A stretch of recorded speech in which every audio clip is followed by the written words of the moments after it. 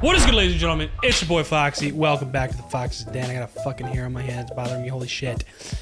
Get into another reaction. As you can tell by the TV behind me, Fire Force Season 3, Episode 20, Where Hope Is. Bro, the last two episodes have been fucking amazing. Last episode, we finally got to look in Adola for a quick second at where some of the pillars are, where all of them are, but actually seeing Shinra like attached to the pillar. Also Haomeya and like where she was on her pillar and what she was kind of going through, and her being able to sense that Karon was like planning to sacrifice himself and what he was doing in the moment by just taking those shots and absorbing it over and over from Hinawa. Motherfucker literally sacrificed himself. I'm curious to see if he's actually like dead. Like, I mean, it seems like he blew up.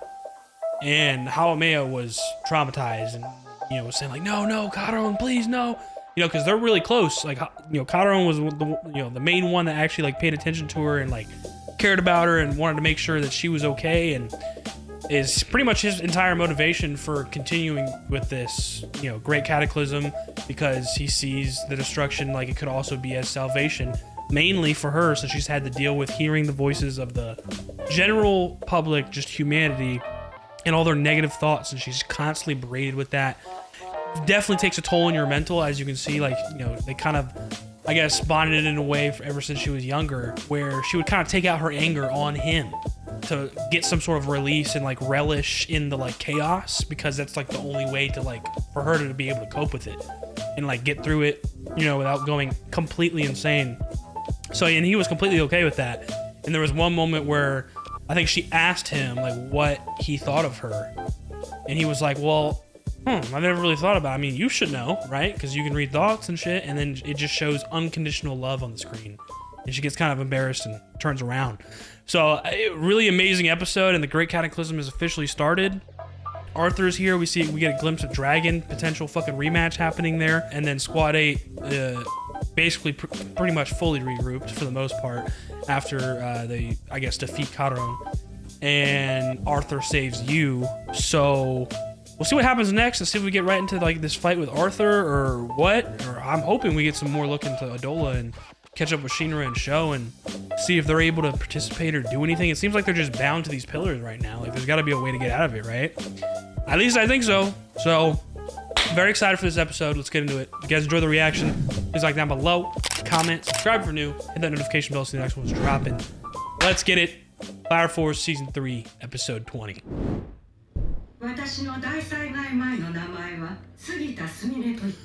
What the fuck? 20XX, 250 years ago.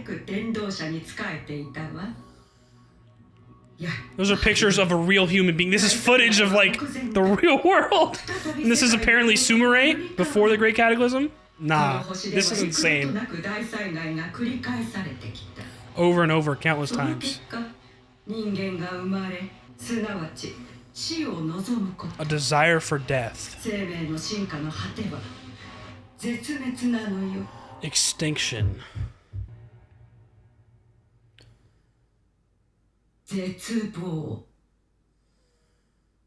Despair. Bro, this is so trippy that this is an anime, but we're seeing real footage.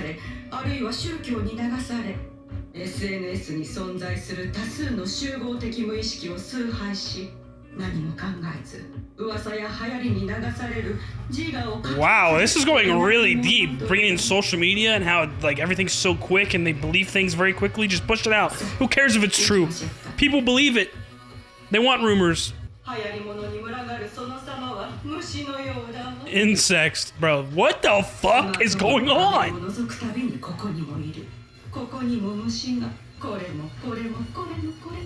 Oh my god.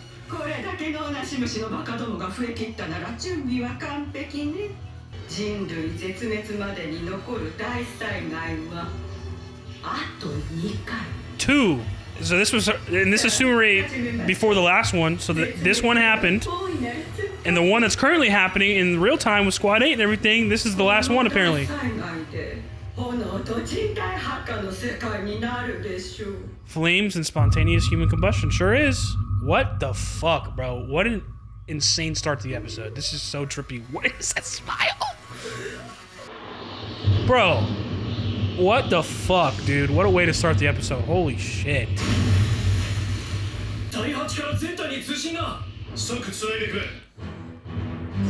Let's go! Squad 8 fucking rallying the troops, everybody!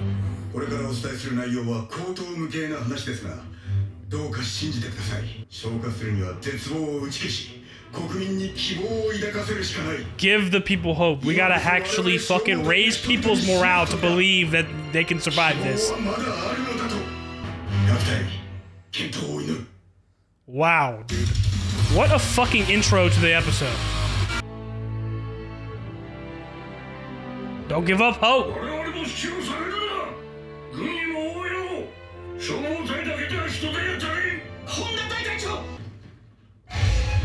Bro, he feels his presence. Come on, now. Oh, he better go to him.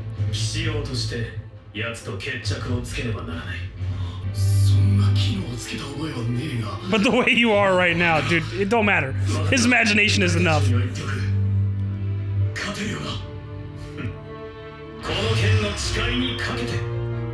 what I'm fucking talking about, Arthur. Show me some fucking greatness, dude.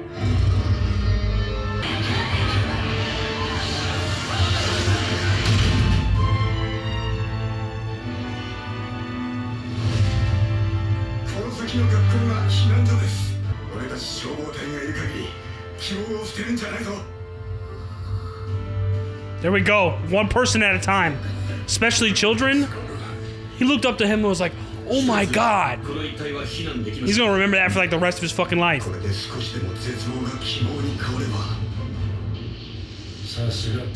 Joker and Licked.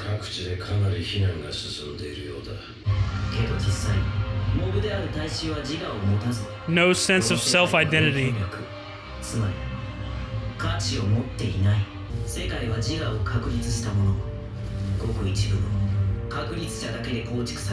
World builders. So certain people have more influence than others? A dual link?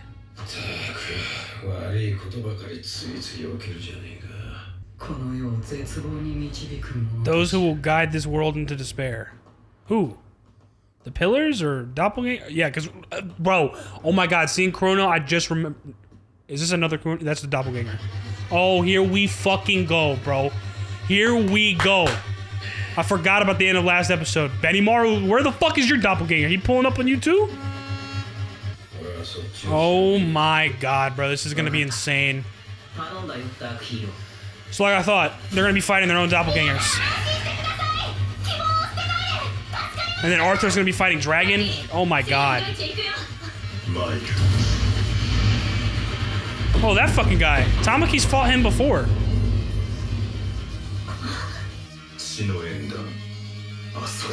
Yeah, that's his name.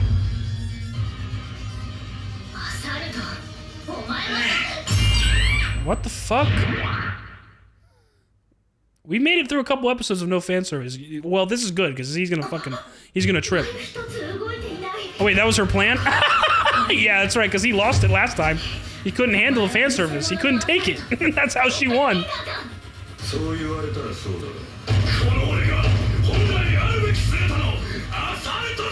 Oh, it's his doppelganger.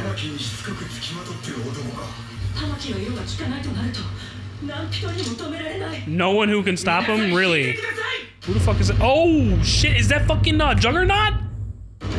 Oh!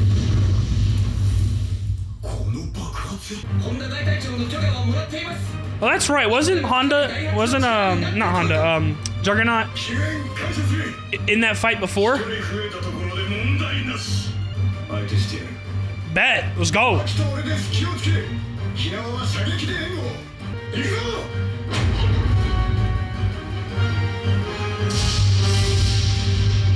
Wow. That's a fucking thumbnail if I've ever seen one. Here we fucking go, dude. There's so many battles gonna about to happen. This one, Arthur's about to go fight Dragon. Benimaru's fighting Benimaru. Kurono is fighting Kurono. Like, bro, nah. Oh, nah. Oh, nah. He fucking everybody. Oh, my God. Just like that? Oh, man. Oh, just knocked their shit out.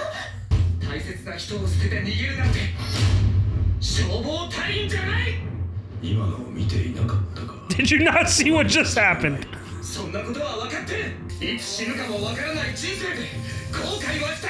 Damn right. Protect the one I love. Wow, he's confessing his love for Tamaki.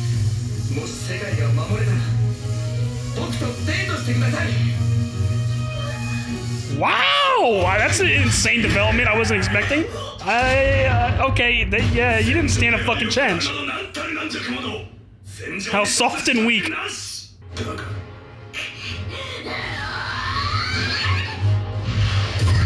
Oh my god, bro.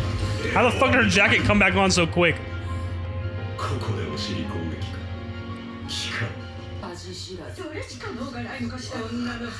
How the fuck are y'all in a group talking shit to her when she's literally the only one fighting? I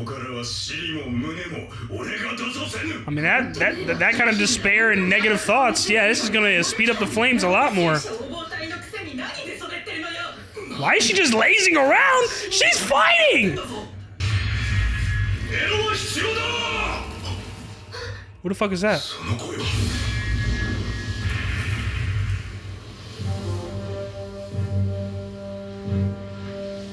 That's the actual assault? What in the fuck is going on? Okay, so yeah, he's the one. He's definitely the real one.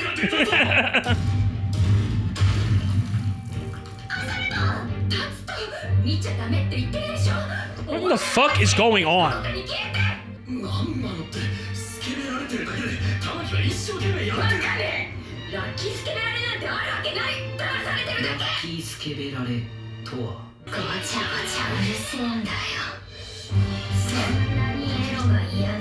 Oh, she better just fully embrace it.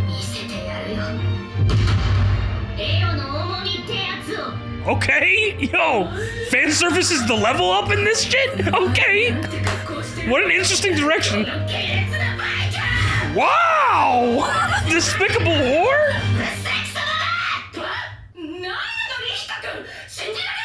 Why are you looking at me? Yeah, for real.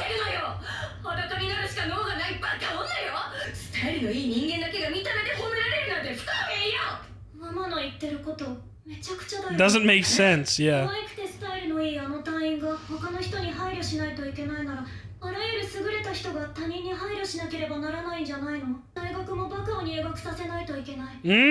Wow, what a fucking argument from her son. Whoa, holy shit. Bro, this despair shit with the Great Cataclysm is going insane.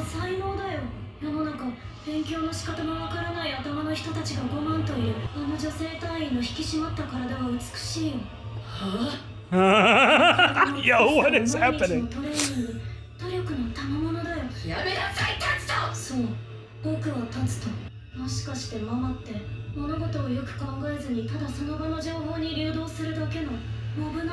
Just part of the mob? Oh my god, what the fuck is going on?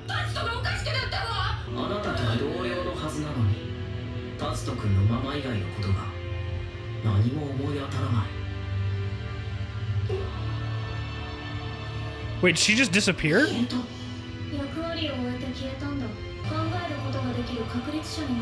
What? What is going on?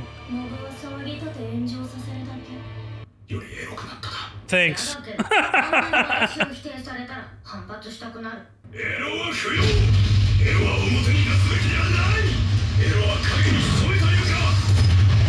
Dude, this is an insane episode. What the fuck, bro? Oh my god! The animation all of a sudden. Okay, that's not good. You're gonna lose your focus if you keep doing shit like that.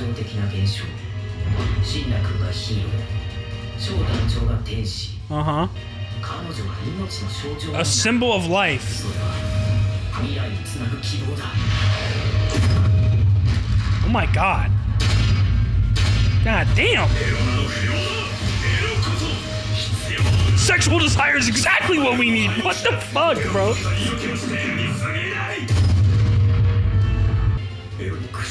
Overpowered by arrows.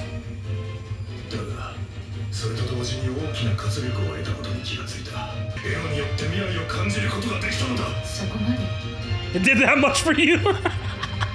Yo, what in the hell is going on? I will protect all the lewdness in this world.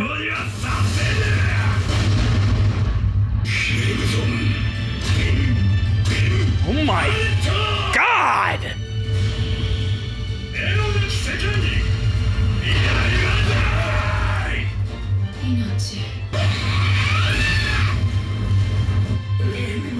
Sexy.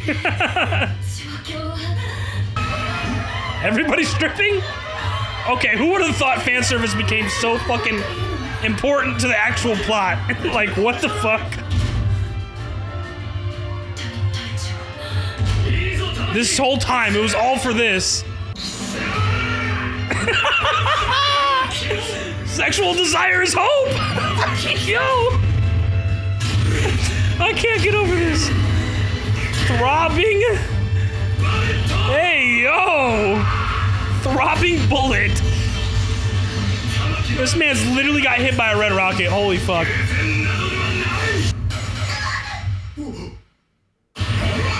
Oh yeah, he's done for. Yep. That's the KO right there.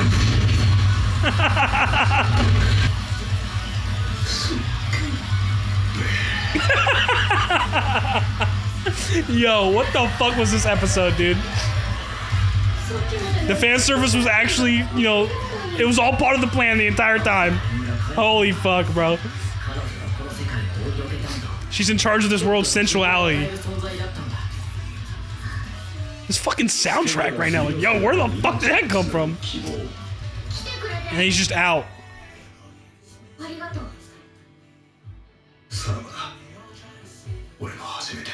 You were my first? Love?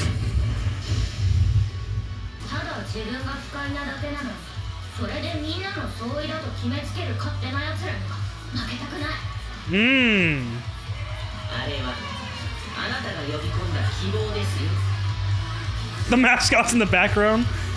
The sunlight and just her fucking ass cheeks, like, bro, nah. Oh my God, bro. What an episode.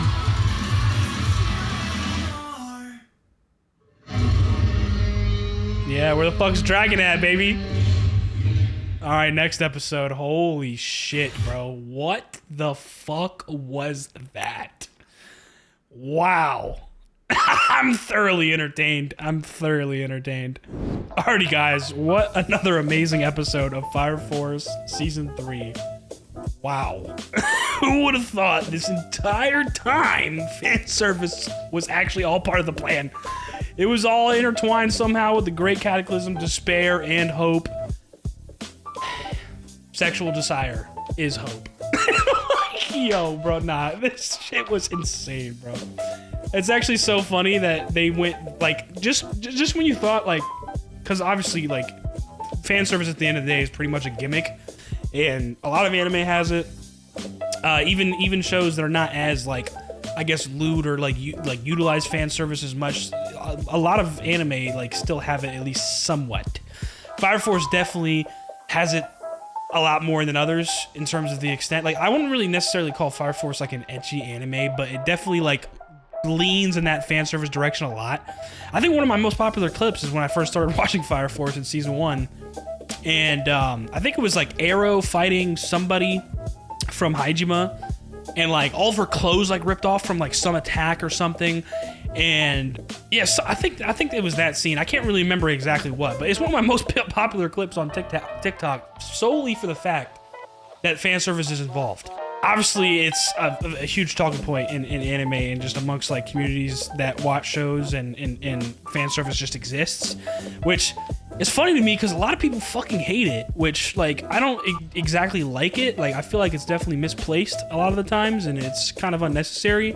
But then again, there's plenty of regular TV where there's actual sex or, you know, just lewd scenes, nudity, you know what I'm saying? Is that really necessary towards the plot of those shows?